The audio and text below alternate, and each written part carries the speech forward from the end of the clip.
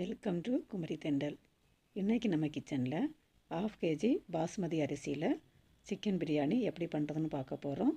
அதுக்கு ஒரு அடிகனமான பாத்திரம் எடுத்துகிட்டு அதில் 3லேருந்து 4 ஸ்பூன் அளவுக்கு எண்ணெய் சேர்த்துக்கோங்க.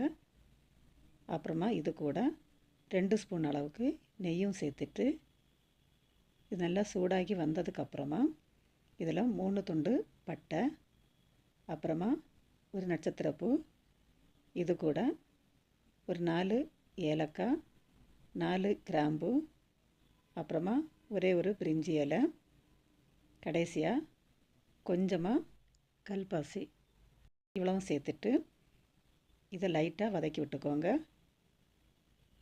இந்த மாதிரி வதக்குனதுக்கப்புறமா 3 மீடியம் சைஸு பெரிய வெங்காயத்தை இந்த மாதிரி நீளமாக கட் பண்ணிவிட்டு எடுத்து வச்சிட்ருக்கிறேன். இதை இப்போ இதில் சேர்த்துட்டு வெங்காயம் நல்லா பொன்னிறமாக மாறி வரணும். அது வரைக்கும் இதை நல்லா வதக்கி எடுத்துடலாம்.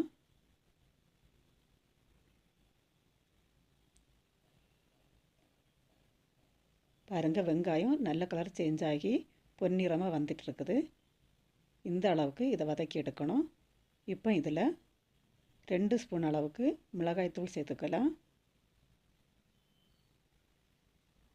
மிளகாய்த்தூள் சேர்த்ததுக்கப்புறமா இந்த மிளகாய்த்தூளை எண்ணெயிலேயே நல்லா இதை வதக்கி எடுத்துடலாம். இந்த மாதிரி நம்ம எண்ணெயில் வதக்கி எடுக்கும்போது பிரியாணிக்கு நல்ல ஒரு கலர் கொடுக்கும். வேறு நம்ம கலர் பொடி எதுவும் சேர்க்க வேண்டாம். 1 நிமிஷத்துக்கு மட்டும் இந்த மாதிரி எண்ணெயில் வதக்கி விட்டுக்கோங்க. இந்த மாதிரி வதக்கி விட்டதுக்கப்புறமா ஒரு கைப்பிடி அளவுக்கு கட் பண்ண மல்லி இலையும், அப்புறமா ஒரு கைப்பிடி அளவுக்கு புதினா இலையும் சேர்த்துட்டு 3 பச்சை மிளகாவும் சேர்த்து இந்த கீரை நல்லா வதங்கி வரணும். அது வரைக்கும் இதை நல்லா வதக்கி எடுத்துடலாம். புதினா கொத்தமல்லியை இந்த மாதிரி நம்ம எண்ணெயில் வதக்கி எடுக்கும்போது பிரியாணிக்கு நல்ல ஒரு வாசனை கொடுக்கும்.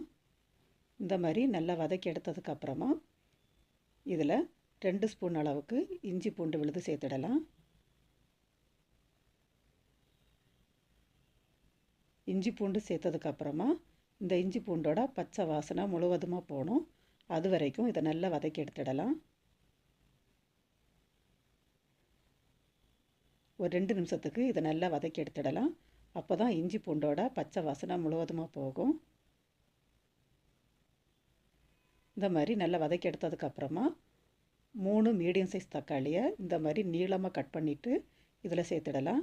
இப்போ இந்த பிரியாணிக்கு தேவையான அளவு உப்பையும் இப்போ இதில் நான் சேர்த்துக்கிறேன். சேர்த்துட்டு இது நல்லா வதக்கி விட்டதுக்கப்புறமா தக்காளி நல்லா குழைவாக வெந்து வரணும்.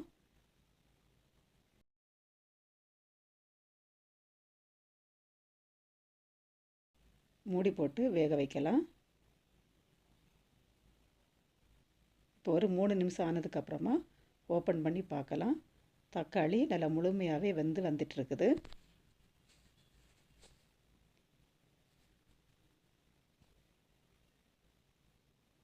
இப்போ தக்காளி நல்லா வெந்ததுக்கப்புறமா இதில் ஒரு 4 ஸ்பூன் அளவுக்கு தயிர் சேர்த்துடலாம். புளிக்காத தயிராக சேர்த்துக்கோங்க. சேர்த்துட்டு இதை நல்லா கலந்து விட்டுடலாம்.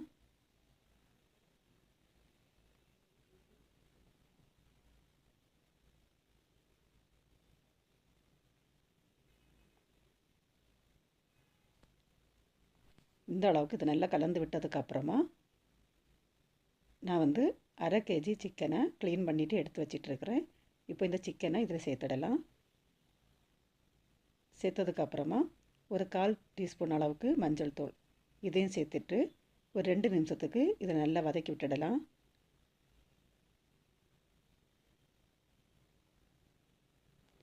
ஒரு 2 நிமிஷத்துக்கு நல்லா இதை வதக்குனதுக்கப்புறமா இப்போ இதை மூடி போட்டு 10லேருந்து 15 நிமிஷத்துக்கு நல்லா இதை வேக வச்சு எடுக்கலாம்.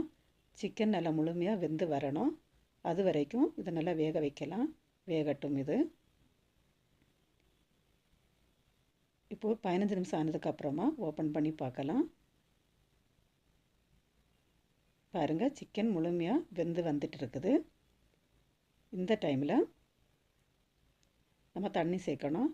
நான் இந்த கப்புக்கு 1.5 கப்பு அரிசி எடுத்துகிட்டு இருந்தேன். அதனால் இதே கப்புக்கு 2.25 கப்பு தண்ணி சேர்க்கணும். நான் லைட்டாக கொதிக்க வச்ச தண்ணியை இப்போ இதில் சேர்க்குறேன்.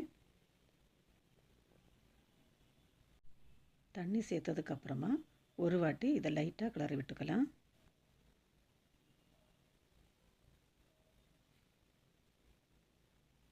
இப்போ இது நல்லா கொதிக்கட்டும்.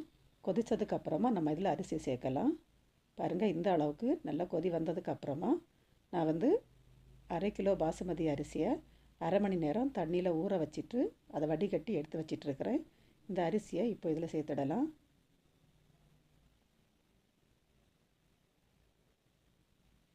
அரிசி சேர்த்துட்டு இதை லைட்டாக இந்த மாதிரி கிளறி விட்டுக்கோங்க. ரொம்ப கிளறக்கூடாது. இப்போ இந்த டைமில் உப்பு காரம் எல்லாம் செக் பண்ணிக்கோங்க. கம்மியாக இருந்துச்சுன்னா இந்த டைமில் சேர்த்துக்கலாம். இப்போ இதை மூடி போட்டு வேக வைக்கலாம். இப்போ ஒரு 10 நிமிஷம் ஆனதுக்கப்புறமா இதை ஓப்பன் பண்ணி பார்க்கலாம். பாருங்கள், தண்ணியும் அரிசியும் ஒரே லெவலில் இந்த மாதிரி வந்ததுக்கப்புறமா ஸ்டவ் மேலே ஒரு தோசைக்கல் வச்சுட்டு அது மேலே நம்ம இந்த பிரியாணி வைக்கலாம்.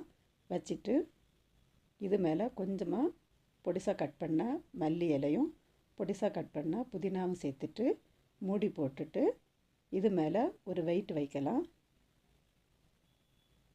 இந்த மாதிரி ஒரு பாத்திரத்தில் தண்ணி எடுத்து வச்சுக்கோங்க. இப்போ மீடியம் ஃப்ளேமில் 15லேருந்து 20 நிமிஷத்துக்கு அப்படியே விட்டுடுங்க. இப்போ 15 நிமிஷம் ஆனதுக்கப்புறமா நம்ம இதை ஓப்பன் பண்ணி பார்க்கலாம்.